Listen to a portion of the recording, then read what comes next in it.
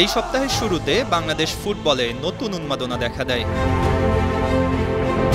England থেকে Hamza Chowdhury backpack গুছিয়ে বাংলাদেশে আসেন। লাল সবুজের জার্সি পরে খেলবেন বলে সকল প্রস্তুতি সম্পন্ন হয়ে গেছে। বিমানবন্দরে এসে যখন তিনি নামলেন, দর্শক সমর্থকরা উচ্ছ্বাসে ফেটে পড়ে। একটি সেলফি, হামজার একটু ছোঁয়া, কিছুটা নজর করে দেখতে পাওয়াতে প্রাপ্তি খুঁজতে থাকেন ফুটবল প্রেমীরা।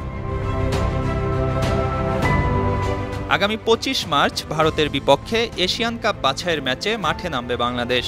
এর আগে সৌদি আরবে পুরো দল একটি অনুশীলন ক্যাম্প করে, যে দলের অংশ ছিলেন ইতালির চতুর্থ স্তরের ক্লাবে খেলা প্রবাসী ফুটবলার ফাহমিদুল ইসলাম। ক্যাম্প শেষ করে দল দেশে ফিরলে ফাহমিদুলকে দেখা যায় না। কোচ হাবিয়ের কাবরেরা জানালেন ফাহমিদুলকে বাদ দেওয়া হয়েছে, আর তাতেই দেশের ফুটবল ভক্তরা যেন ফুঁসে উঠল। তারা ফাহমিদুলকে দলে নিতে দাবি জানাতে থাকেন, যদিও শেষ পর্যন্ত কোচ নিজের সিদ্ধান্তেই স্থির থেকেছেন।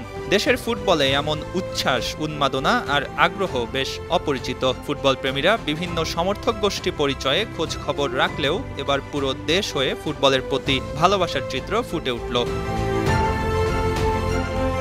বাংলাদেশ দল এখন ভারতের শিলংয়ে অবস্থান করছে। শুক্রবার বাফুফের ফেসবুক পেজে গিয়ে দেখা যায়, জুমার নামাজ শেষে হাসি মুখে বাংলাদেশের প্রতিনিধিরা দাঁড়িয়ে আছেন, যেখানে সবার মাঝখানে হামজাকে চোখে পড়ে। হামজা যেন পুরো দলের মধ্যমণি।